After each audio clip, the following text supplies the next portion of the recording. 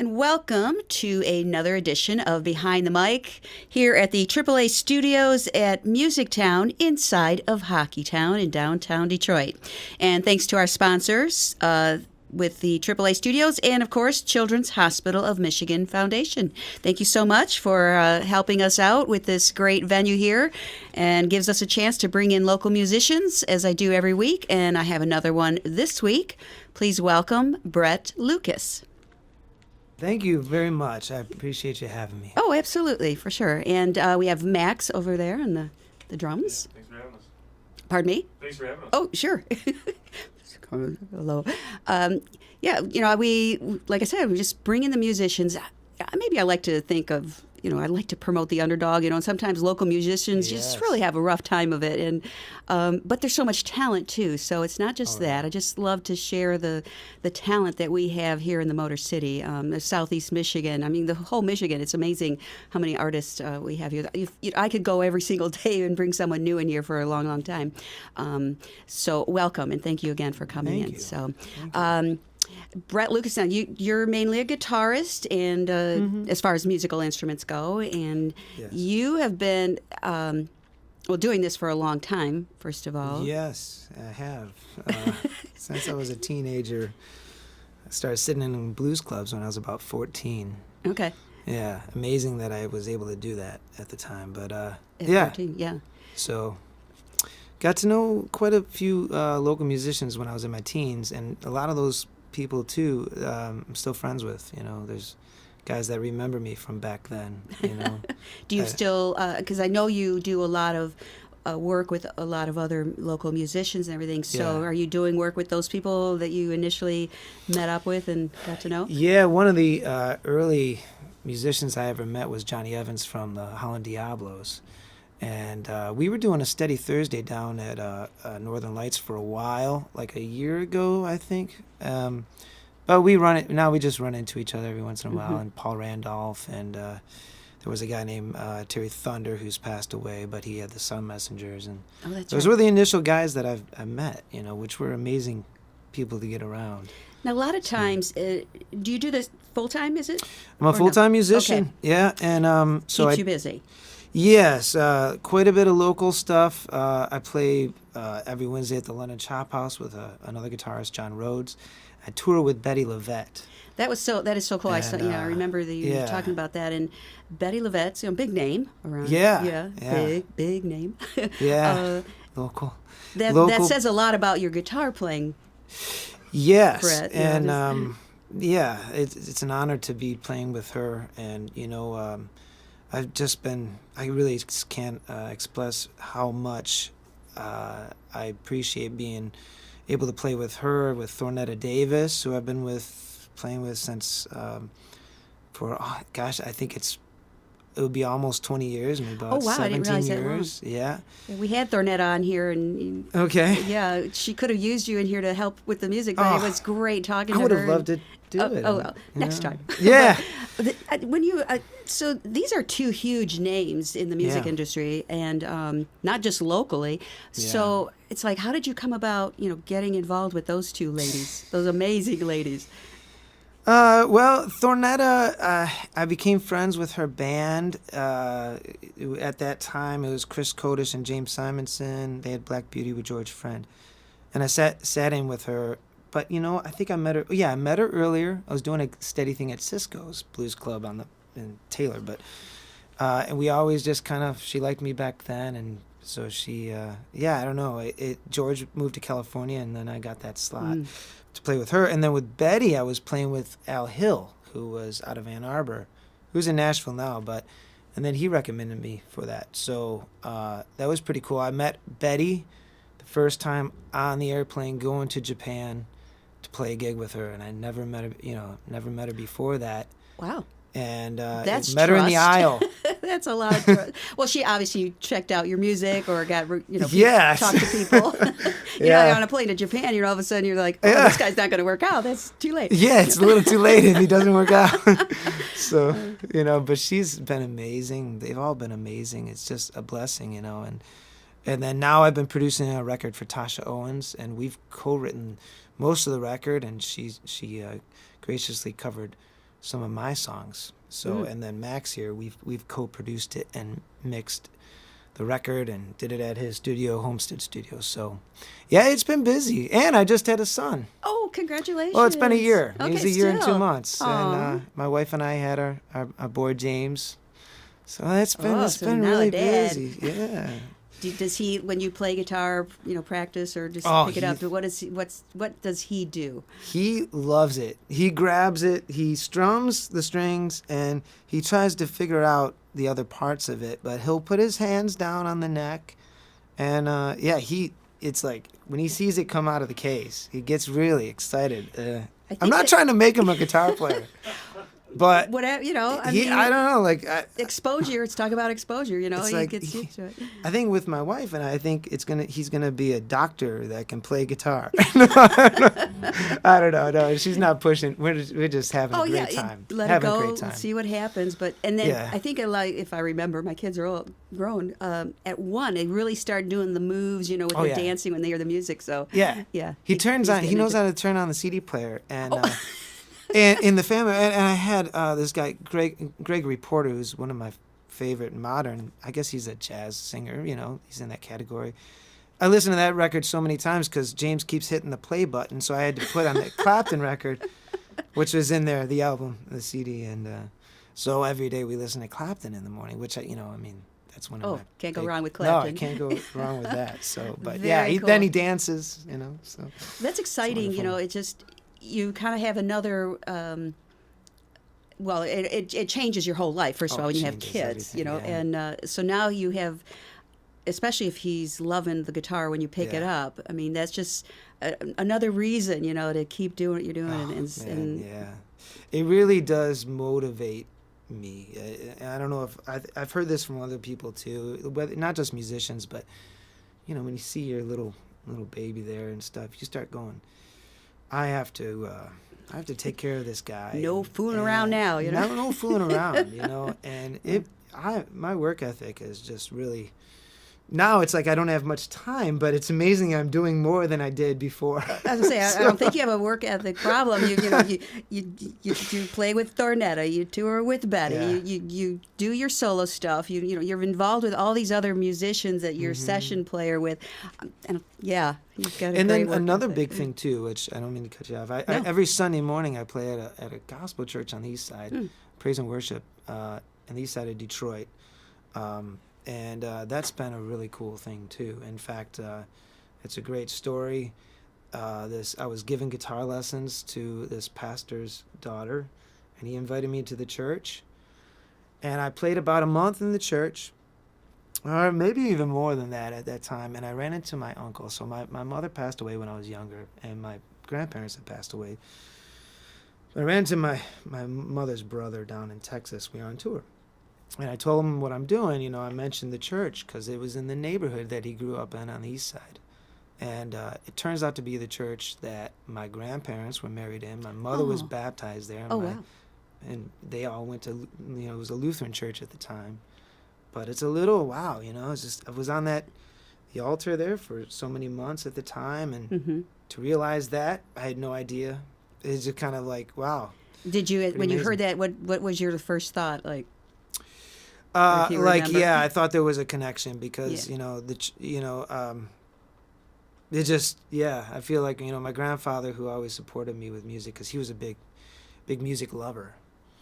And did he play an instrument? No. Okay. But he had a lot of jazz records, and then he would always call me Strings because of the guitar. But he had a cousin that actually knew Django Reinhardt, and Andy Bartha's Deep South Dixieland Jazz Band. And it was Jackie Gleason's personal band, from what I understand. Oh, wow. Yeah. Now, there's records of it, and I have a few of them. I guess he's from Detroit, but he moved down to Florida, and he had a Dixieland jazz band. So, it's amazing. Isn't it funny how it's just kind of all intertwined, Yeah. and this connection here or whatever, and you just Yeah. that's cool. I felt that connection. So, great musicians there, and then so just keep doing. And then Ben Sharkey I play with. Okay. But now I'm just trying to also focus on my new record. So yeah, we're going to talk about that in a little bit. So, but I love the nickname Strings. Strings. I know I should go by that. Strings. I hated it, actually. At the time, I was like, don't call me Strings. Now I'm like, it's cool. Cool, it's cool now. Yeah, Yeah. Get a little older. It's like, okay. Yeah. Yeah. Sounds good. I tell you what. How about we jump into a song? Perfect. And hear what you've got. Okay. I mean, something and play something off this new album, or no? Yeah. I didn't want to direct you. No, you can play you whatever read- you want as you long as read it's my mind, Pam. original. Yeah. So this is a song that I wrote that actually my wife sings with me on this. Oh, wow. On the album, and she's got a beautiful voice. So yeah, it's kind of I'm a huge Everly Brothers fan. I guess it's kind of like that. I don't know, but it's a song. So Well, that's good. 1, 2, 3.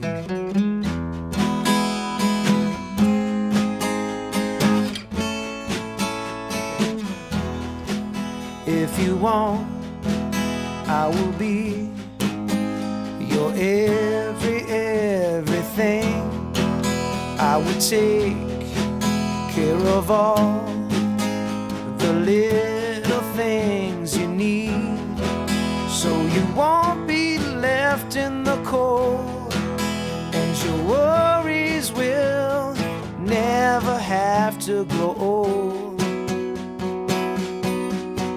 You'll have gifts on the days that you turn another age, and have dreams of my love on the nights that I'm away, so you won't be left in the cold, and your worries will never have to be told.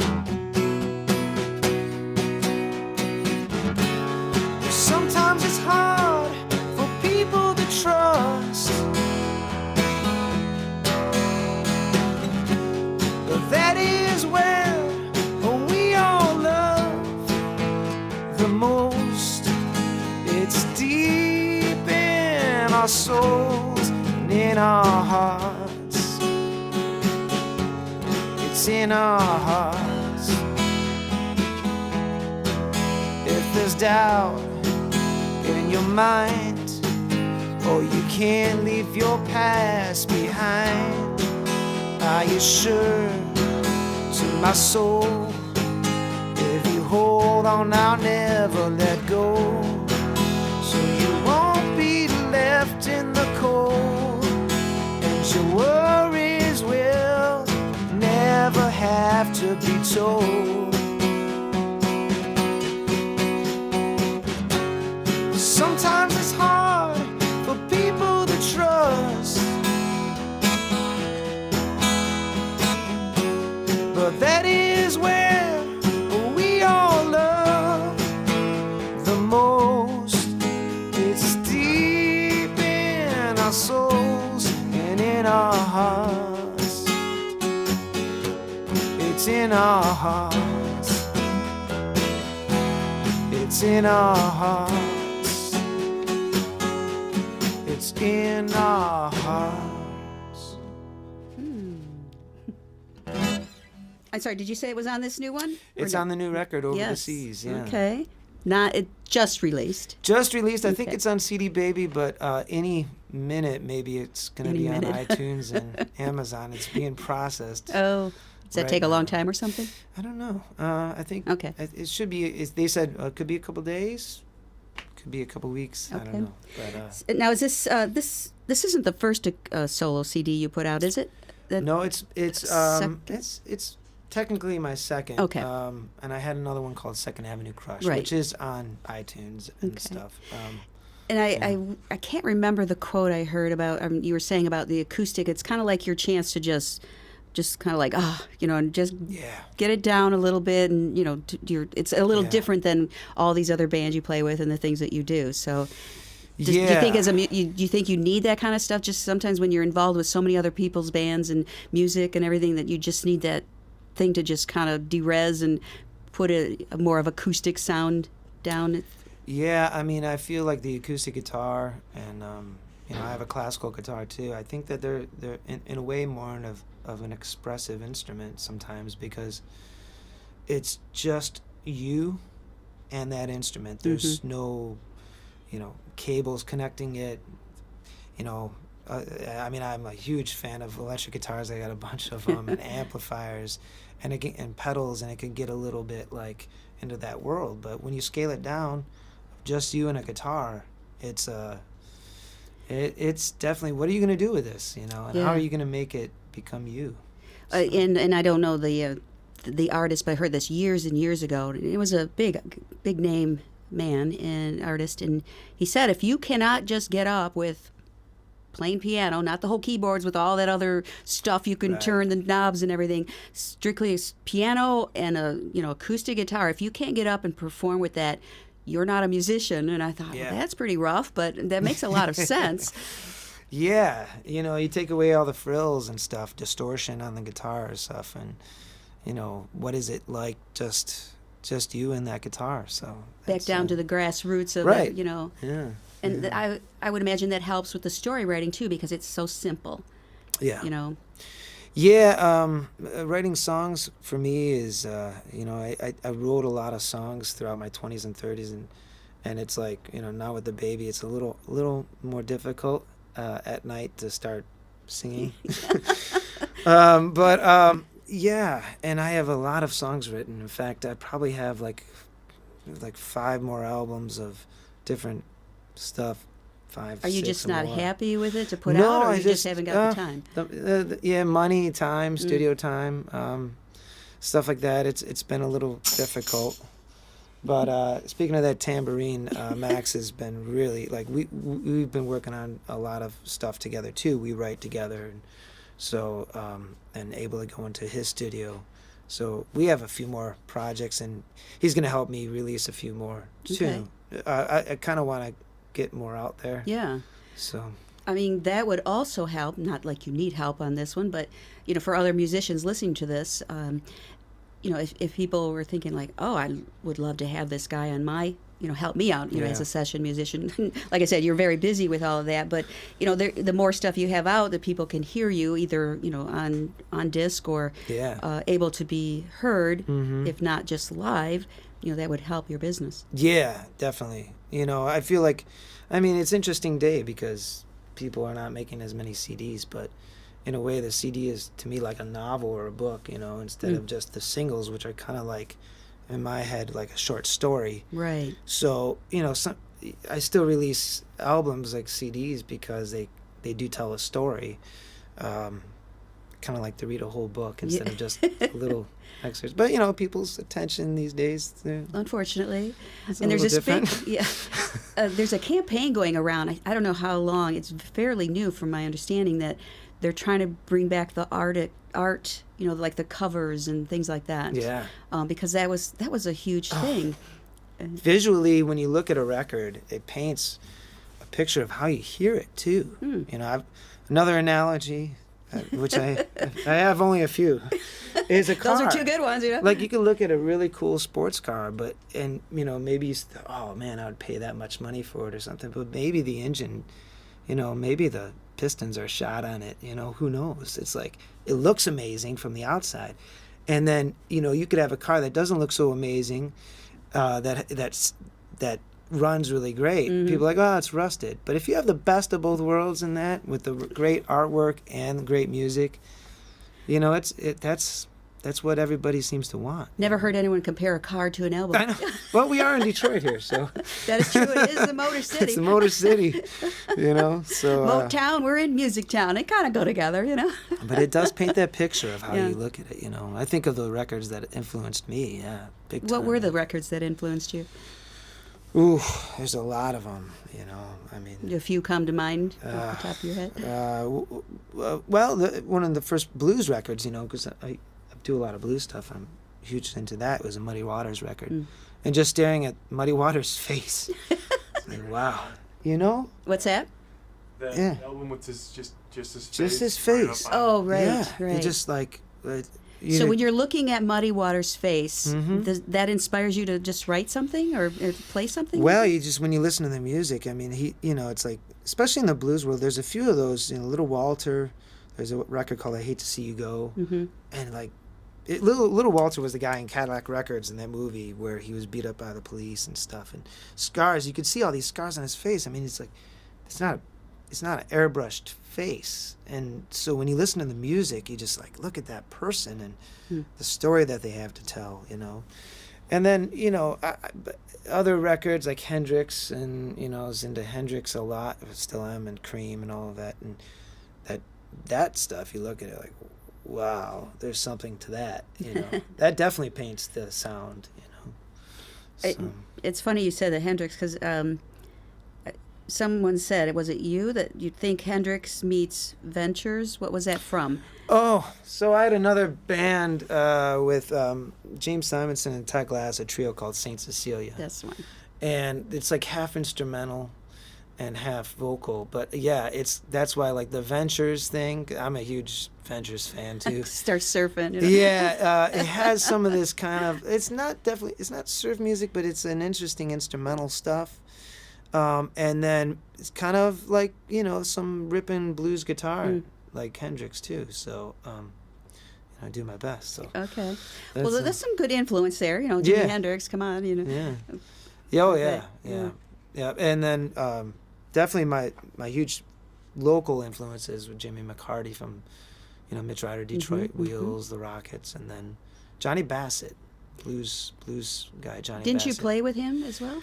I did play with him on occasion, not in his band, but just, you know, we were friends, and I was blessed to have received his guitar, which I still play, and I don't just keep it in a case, I play it. So does that, when you have someone else's guitar like that, does that do anything with you? Oh yeah.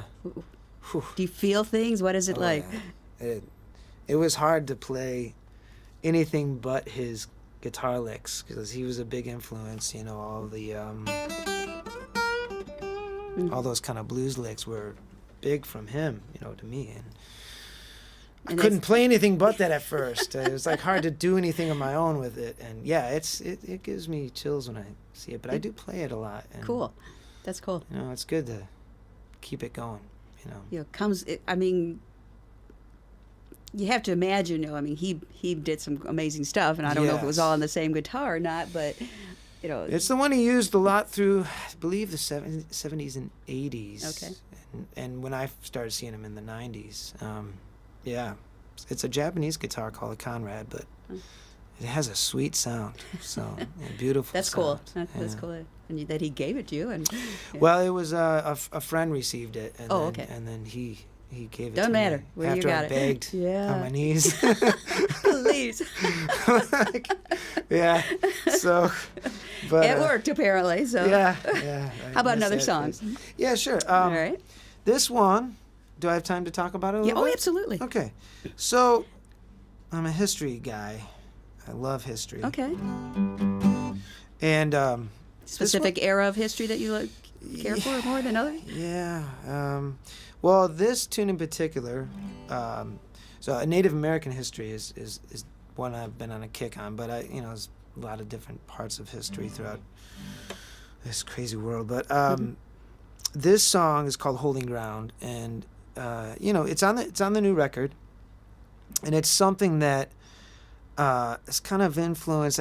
When we produced it more than when I wrote it, but the clash that it kind of existed in America in the British and the French and the Indians and the history of it, which is not, I don't believe it's too well known. There's a lot of local history here. In fact, there's a battle called Battle of Bloody Run, which was by Belle Isle, really, Parent Creek there, which is covered up by Larned. But anyways, there was a historic battle there, and that kind of clash that existed, and of course we know what happened later in history of the Indians being removed. But so that's kind of the influence on this. Okay. So I don't know. And Max did some wonderful production on the record for this tune. So all right.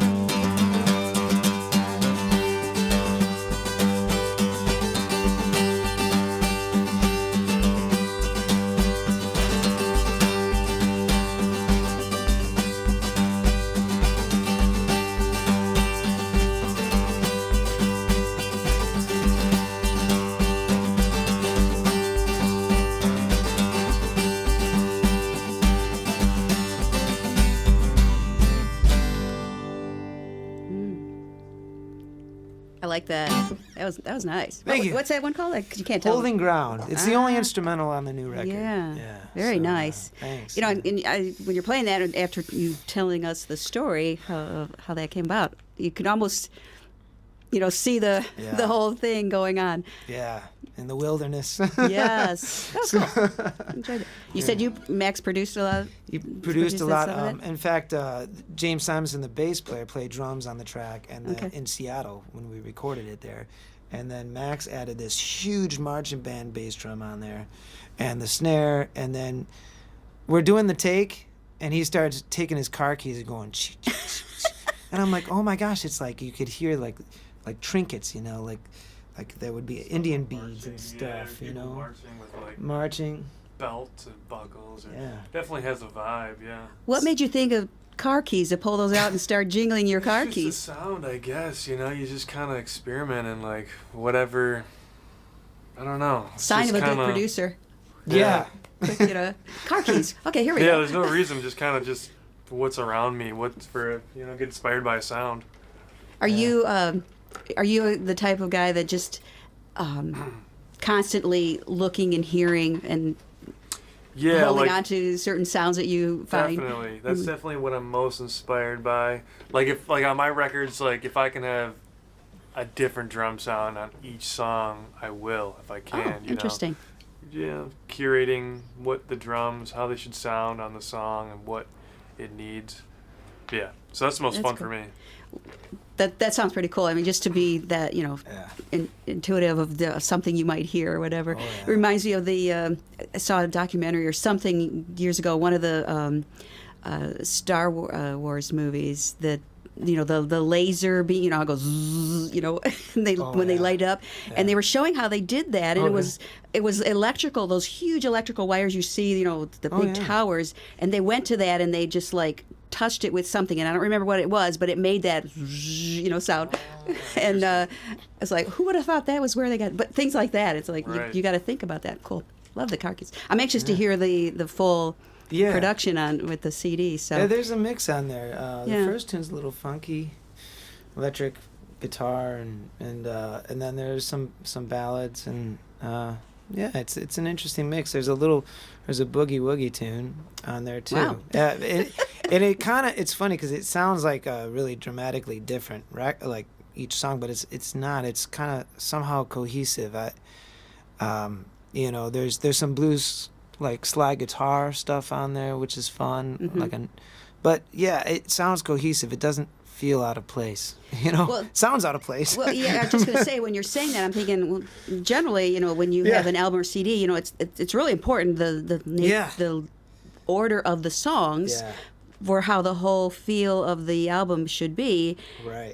That's an important factor when you're putting it together. But so what much. you were just saying, I'm thinking, well, this sounds like it's all over the board, but Yeah, somehow it's not. Yeah. Well, that's I know. good. That's good. Yeah, you just have to trust me and listen to it. I think okay. Yeah, so That's cool. It's just bringing in different elements. I feel like the theme and everything's cohesive, but the different elements to kind of make you, maybe not. Like sometimes if each song has the same thing, it gets like you kind of get a little like bored of it or something. Yeah. So bringing in the elements kind of makes you tune in a little bit more. I feel, but. Now that's a good point. When someone's putting an album together, especially if someone, their sound, this is what they sound like, and then you put the album on, and it's so much, the one song to the next song, they kind of flow together, and there's no different sound, or at least a tweak of some sort. I think so. Now that you said that, it's like, well, that is pretty important. Just a little something to add, to draw you in a little bit more. And is Max that where and the I've producer talked comes in? Yeah, like I've produced records, and then meeting Max, becoming friends with him, and he's really good, naturally talented producer. So it's like. Together, we talk about this concept quite a bit. Sometimes it's just, when you listen to a song, sometimes there's just a little something in there that makes it sound a little different. And it's maybe not even a dramatic thing, but it's unique. And then that becomes something that, It's important to have a good producer. I mean, and I wonder, because you do produce, like you're just saying, I wonder for musicians if it's a good idea not to produce your own record, because then you have a whole different ear listening and finding Yeah. those things that need a little tweak. What do you think of that? I think it is good to have a producer. I think a lot of people feel like it's a luxury, like it's something they don't want to have to pay for or something, and sometimes they're maybe they don't want to hear people critique them. That's a good point. But if you trust somebody, Yeah. and it is good, if they know what they're doing, and it kind of leads you into some directions that just like you wouldn't, when you work together with people that you trust and you like, sometimes you just won't think of things, and you go, wow, that's way better than I could have ever imagined it, Yeah. because you're letting somebody, or sometimes if you're hiring them, you're paying them to present something that they hear from you that you might not hear. So, I've heard this many times, there's major artists, major, that, they hire somebody and they say, no, let's do it this way. And then it becomes a huge hit that they never thought of.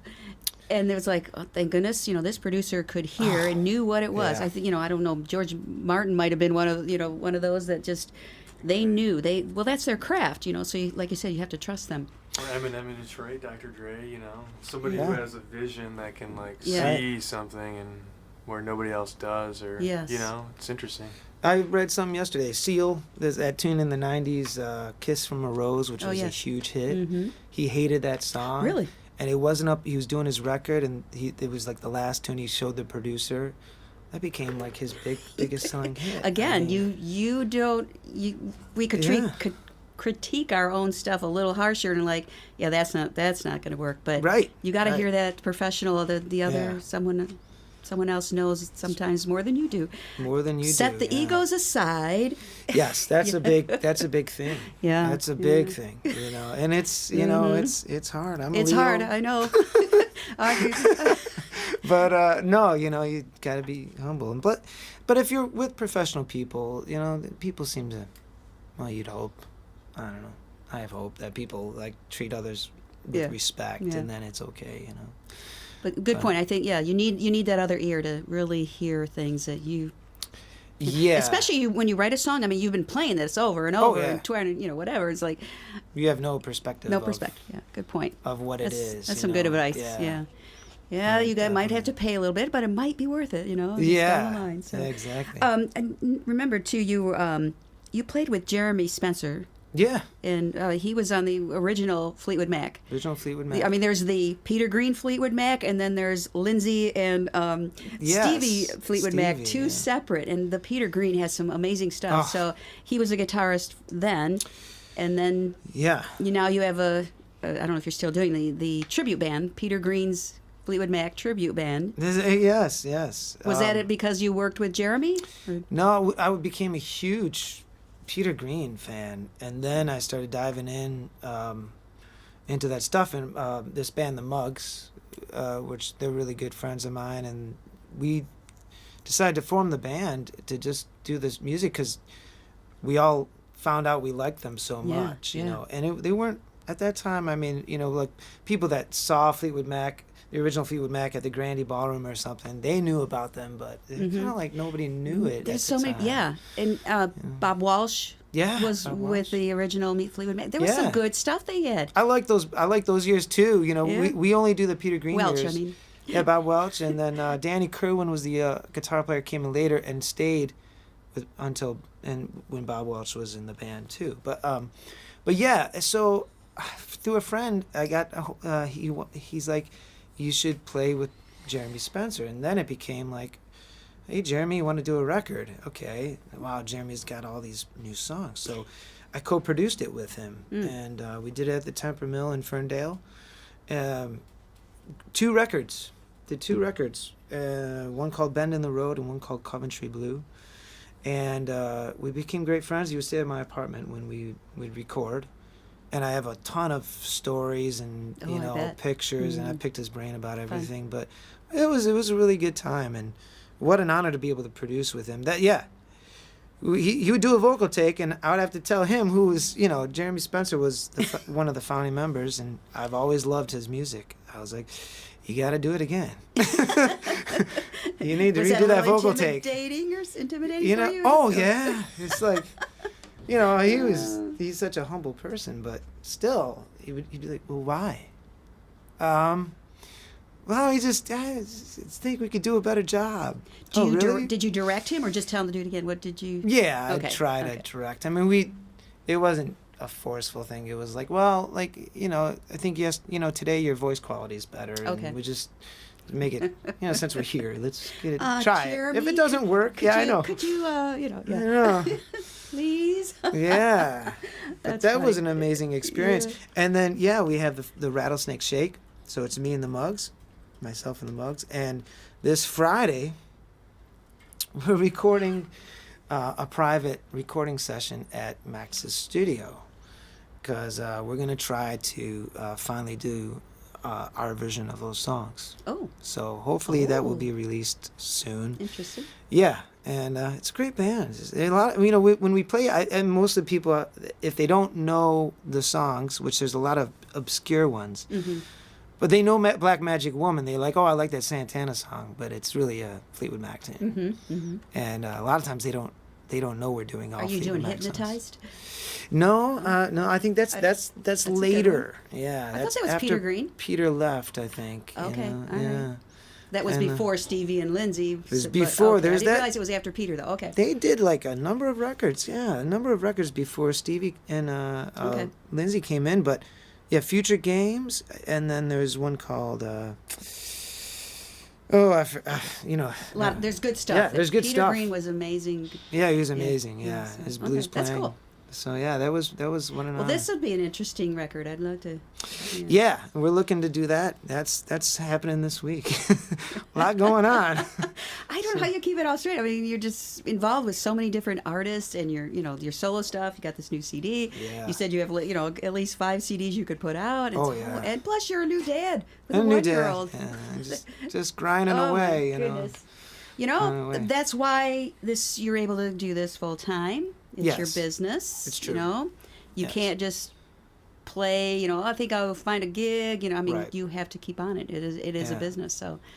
And some gigs I don't want. You know, some gigs I don't. I do. You know, I have to do them because financial reasons, but they're humbling too. You know, Yeah. like if I do a solo acoustic gig, it's not my favorite thing to do, but I enjoy it, and it's just like I'd rather be with a band. It's fun being with a band. You But probably feed off each other. I would think, in yeah, a bit. Yeah, that's more fun. But Well, sometimes it's more of a party it's just than different. I'm just sitting Yeah. by myself. You know. Yeah, Yeah, exactly. for sure. All right, we're gonna go to the Pam exam. I'm nervous about this. Don't be nervous. I just random questions that I like to ask my guests. So, Okay. what is your guilty pleasure? Oh, my guilty pleasure. Oh, come on, everyone has one. Oh, my guilty pleasure. Watching westerns. Okay. Yeah, I would have to say that's my guilty pleasure. If that falls into that Sure. category, yeah. Sure. That's Big what I like to Western fan, do. huh? Yeah. Yeah, it's all part of the John Wayne fan and John Wayne. Audie Murphy was my favorite for a long time. Betty Levette always makes fun of me about the Audie Murphy thing. Audie Murphy, you know. I'm not familiar with. I'm sure I've seen him on, but I don't know. yeah, and him and Gary Cooper. Okay. All Wow. those guys, yeah. Very So, good. Yeah. I can see you Okay. playing Cowboys and Indians with It James. was- yeah, it's gonna happen. Yeah. What advice would you give your 20-year-old self? My 20-year-old self. Oh boy. Because you were into music at that point. Oh yeah, I was gigging But still. a lot. Wow, I don't know if I should air this. That's deeper than what I actually thought you would ask. I would say to, like now with this my work ethic now, I wish that I realized that at 20. Not being led astray by hanging out too much, maybe hanging out too much, and and I was working a lot then too. I was gigging, sometimes 6 nights a week and stuff, but still, I wish that my work ethic during the day, not sleeping in as much. Well, at 20, I was in college, so I wasn't sleeping in, no. It was after I graduated from Wayne State that I started sleeping in too much, but yeah, Get down, our work don't ethic. waste, yeah. Don't waste time with people that don't appreciate you. Oh, you know. good one. Yeah. Good one. Do you have a system for writing a song? No. There's maybe a couple different ones. Sometimes walking down the street, go for a walk. I don't know what it does, but sometimes it will come to me, and then the lyrics I could put them in my phone or something, as I'm working.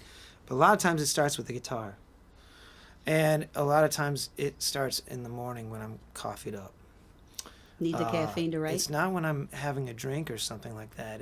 That actually seems to kind of like not work for me for some reason. But yeah, when in the mornings, and having a cup of coffee and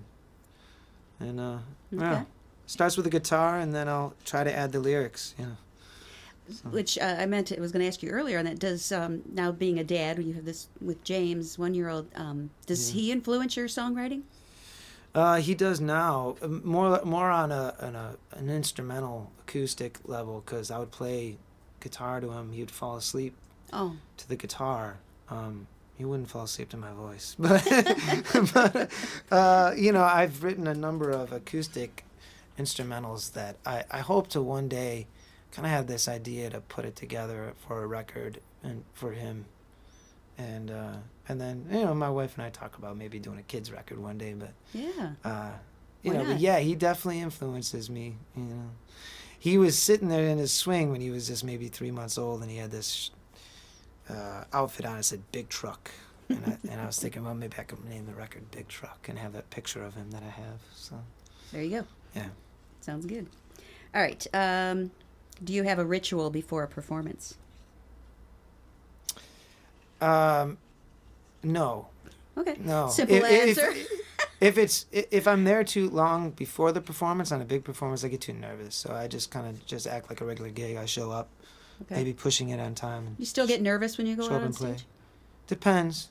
If it's my music, yeah. Mm-hmm. When I'm backing up other people, no, not as much. You're not afraid that you might mess up when they're with their music? They're leading the way, and I'm just playing the guitar and focusing on that. And so that's a little easier than leading the band and soloing and singing and all that. So you get nervous when you do your solo stuff. I mean, do you prefer to be with another band? I like in both the background? of it. I like both of it. Yeah, I enjoy both of it. I like both perspectives. I mean, plus, as we said, working with great singers is really wonderful. That really helps and makes a difference. All right, one last question here. Anyone that you would love to collaborate with, and they can be dead or alive at this point. Oh. Just because there's so many good ones that aren't around anymore. Well, he's Eric Clapton. I mean, that's... Yeah. He's, he's been a big... I've just been a big fan of his, really... He's dealing with some issues now that, with his can't perform, so unfortunately. But I know, I don't think... I've always wanted to meet him, at least. Of course, I wouldn't know what to say if I met him or something. Would you be starstruck? Oh, yeah. Yeah, and I love all of his records. They've been different records. It's a big influence, because here a guy that was in Cream doing a song called Lay Down Sally, I mean, totally different. So he has really given us some really great stuff. Yeah. He's very, very talented. Yeah, that'd be cool to meet him. Be cool to meet him. Yeah, I know he has problems these days. So kind of sad on that one. So, how about another song? Oh, yes. One last song for us? One last song. Well, I was going to do one off the record, but you know what? So I wrote this song, and it's talking about blues and stuff. I'm going to have to do it. It's a tune I wrote that, as I said, on Tasha's new record. She's got a release party on the 31st of March, along with the Holly Burnt Band that Max is a part of. And this is a song that Tasha graciously covered that I wrote. And so we'll play some blues for people that are blues fans. Alrighty. Starts off a little slow, but then it picks up.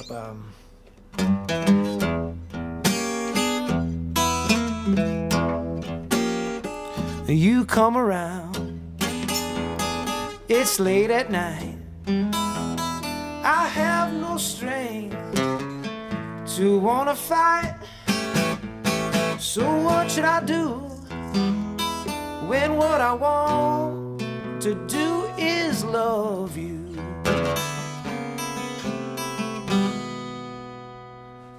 You come around, it's late at night. I have no strength You wanna fight? Well, what should I do when what I want to do is love you? You hold my hand and I squeeze it tight. You're talking slow and looking right. So what should I do when what I want to do is love you? They say it's a crime that we're apart, because night after night you lay in my arms. You have your friends and I'll have mine too. So then why do I keep on loving you? We make mistakes but never learn. We play with fire and we get burned. So what should I do when what I want to do is love you? Alright.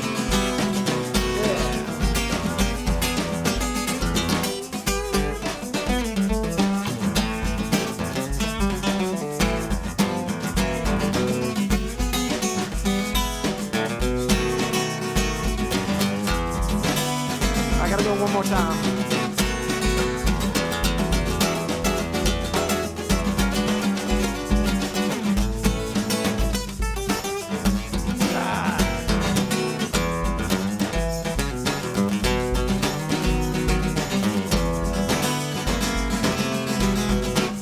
We make mistakes, but never learn. We play with fire, and we get burned. So what should I do when what I want to do is love you? They say it's a crime that we're apart, 'cause night after night you lay in my arms. You have your friends and I'll have my two. So then why do I keep on loving you? You're like a drug that I can't quit. You feel so good when you cross my lips. 'Cause what should I do when what I want to do is love you? Now what should I do when what I want to do is love you?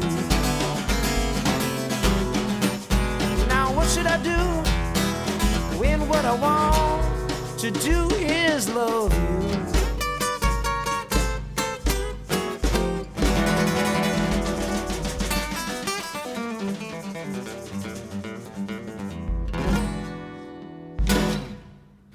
Nice. What was the name of that one? Why Do I Keep Loving You? And it's going to be on Tasha album, Tasha Owen's new release coming out called Wrong Side of Right. Very nice. I like that one. Yeah. Thank you. Yeah. Thank you. Were you? Did you teach yourself guitar, or did you take lessons? Both, really. And I say both because, yeah, I took lessons, and I did go to Wayne State later after high school, graduated with a jazz studies degree. But, you know, having to, trying to play blues or jazz or any of that, any roots music, you have to listen to the records and you have to learn from that. So, you know, they can teach you this is the scale or something, but you need to kind of like utilize some style, you know. So instead of something like, you know, you B.B. King licks, I mean, to sound like B.B. King, you gotta just teach yourself how to do it. It's not just the notes, you know.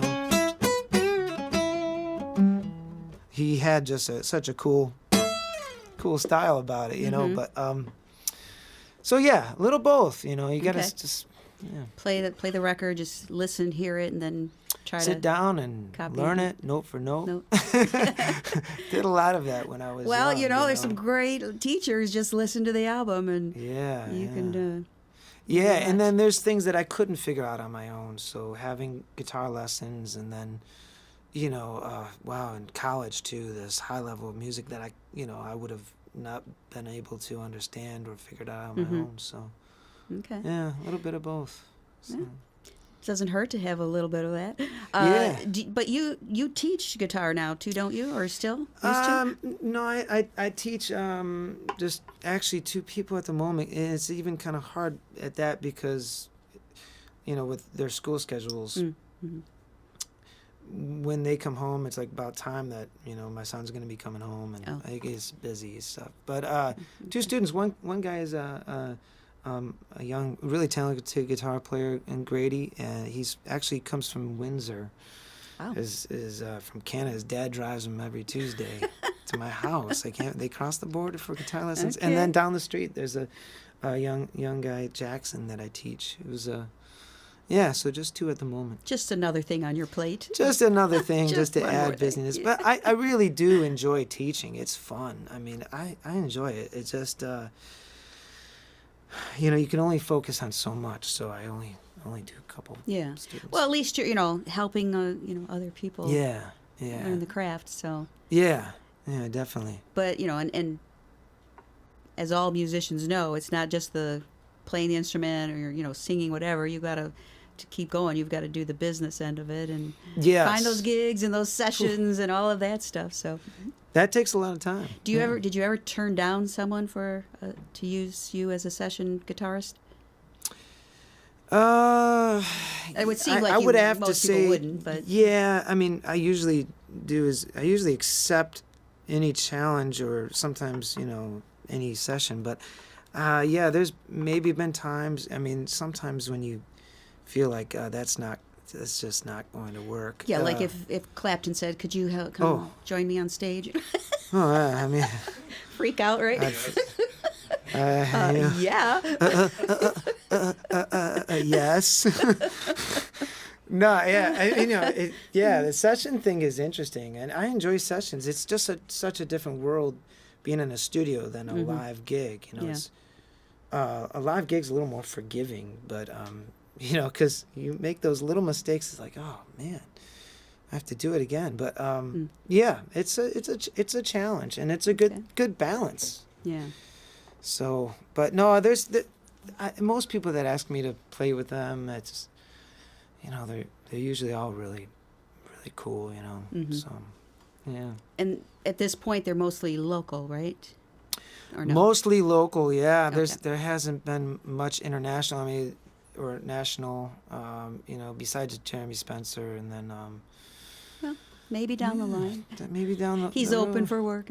Yeah. Which, by the way, so if people do want to get a hold of you, with your music, where you're playing, ask you to come sit in on with them, where is the best place to reach you? Well, my website, BretLucas.com, Bret Lucas with 2 T's. And then there's also Bret@BretLucas.com is my email. So it's, you can shoot me an email, and, yeah. Okay. That would be the best. All right. So I hope to hear from you. Clapton, if you're listening. Oh, yeah, he listens every week. He's heard it, yeah. Oh, Eric, yeah. Yeah, Eric. Oh, you're right.